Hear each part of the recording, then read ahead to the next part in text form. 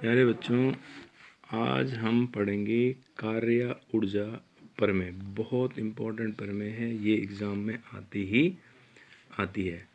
तो इसकी जो डेफिनेशन या परिभाषा या स्टेटमेंट है वो है, किसी वस्तु की गतिज ऊर्जा में हुआ परिवर्तन उस वस्तु पर आरोपित बल द्वारा कृत कार्य के बराबर होता है।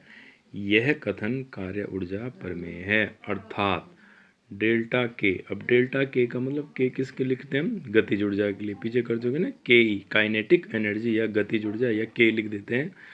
तो डेल्टा के का मतलब है गतिज ऊर्जा में हुआ परिवर्तन, और बराबर डब्लू का मतलब क्या हुआ?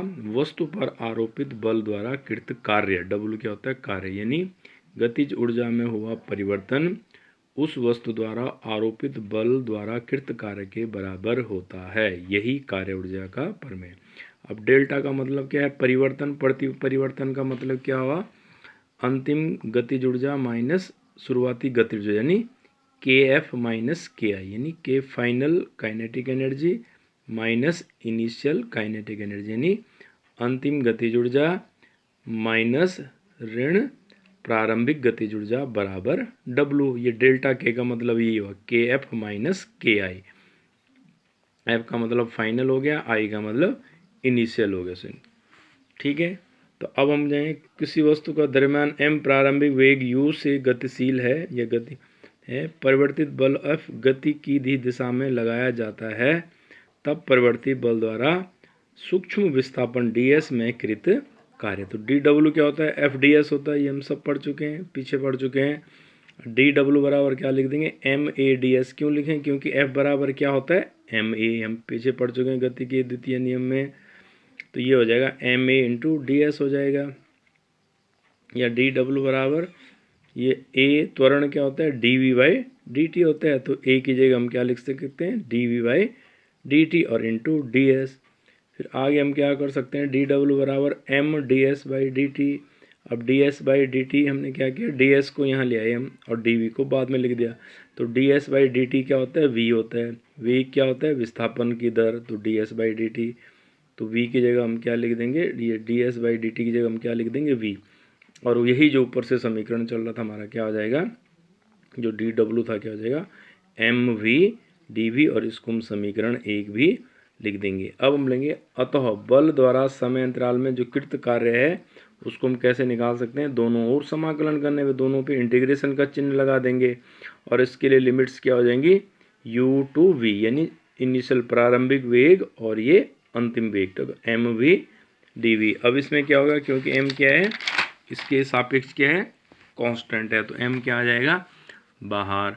w बराबर क्या हो जाएगा? m बाहर आ गया, u to v v d v. अब हम क्या लिखेंगे? समाकलन करने पर डी डब्ल्यू का समाकलन w हो जाता है, m बाहर है। अब v की डी वी के साथ इंटीग्रेशन क्या होगी? V square two by two. कैसे हो जाएगा? क्योंकि हम पढ़ चुके हैं, फॉर्मूलों में बताया था शुरू में कि x की पावर n dx का जो इंटीग्रेशन होता है x की power n plus one upon n plus one. अब इसमें v की पावर क्या है? कुछ नहीं है, 1 है। तो वन पावर का मतलब 1 plus one two v square, और नीचे भी 1 प्लस वन क्या हो जाएगा? 2, और इंटीग्रेशन का चिन्ह हट जाएगा और लिमिट्स आ जाएंगी u से v। ये लोअर लिमिट है, ये अपर लिमिट है। अब आगे क्या करते हैं? Upper limit minus lower limit, यानी अपर लिमिट v है तो एक बार हो जाएगा v square by two, lower limit u है तो वी स्क्वायर की जगह लिखेंगे यू स्क्वायर अपॉन 2 हो जाएगा। अब हम क्या करेंगे? 2 दोनों में है, इसको बाहर m से मल्टीप्लाई कर देंगे। तो डब्ल्यू बराबर क्या हो जाएगा? 1/2 m v square minus 1/2 m u square, यानी m के अंदर कर दिया, मल्टीप्लाई कर दिया। अब हाफ एम वी स्क्वायर क्या है? ये 1/2 एम वी स्क्वायर क्या होता है? गतिज ऊर्जा होती है। अब v क्या है? अंतिम वेग है, तो ये फाइनल गतिज ऊर्जा होगी, तो इसको कैफ लिख देंगे। ये क्या है? प्रारंभिक गतिज ऊर्जा होगी यू वाली, के आई लिख देंगे, और डब्ल्यू बराबर क्या आ गया? डेल्टा के। यही कार्य ऊर्जा प्रमेय है। ये करना है हमने, ये इम्पोर्टेंट भी है, बहुत इम्पोर्टेंट प्रमेय है। उसके बाद दूसरा एक में गतिज ऊर्जा हम पीछे पढ़ चुके हैं। स्थितिज ऊर्जा होती है, किसी वस्तु में उसकी स्थिति अथवा विकृति के कारण जो ऊर्जा उत्पन्न होती है उसको स्थितिज ऊर्जा कहते हैं। जैसे ऊंचाई पर रखी किसी वस्तु में चाबी भरी हुई कमानी में तथा खींची हुई स्प्रिंग में स्थितिज ऊर्जा होती है। स्थितिज ऊर्जा को U से लिखा जाता है। इस ऊर्जा के कुछ चर्चित प्रकार, यानी इस ऊर्जा के बहुत सारे प्रकार हैं, सब पढ़े। गुरुत्वीय स्थिति ऊर्जा होता है, प्रत्यास्थ की स्थिति ऊर्जा है, द्रव्यमान ऊर्जा है, चुंबकीय ऊर्जा है, प्रकाशीय ऊर्जा, सब स्थिति ऊर्जा की हैं। और स्थिति गुरुत्वीय स्थिति ऊर्जा जो होती है क्या होते हैं, गुरुत्व बल के विरुद्ध किया गया कार्य, यानी U बराबर mgh। तो ये आपने यहाँ तक करना है। U बराबर क्या होता है, mgh, यहाँ तक आप कर देंगे। m क्या होता है, m क्या होगा, किसी वस्तु का द्रव्यमान, g क्या होगा, इसका गुरुत्वीय त्वरण, और h क्या होगा, इसकी ऊंचाई। तो अगर कहीं पर स्थितिज ऊर्जा या गुरुत्वीय स्थितिज ऊर्जा की बात आएगी तो फॉर्मूला होगा U = mgh। ये ध्यान रखना है आपने, इतना ही बहुत है आज के लिए।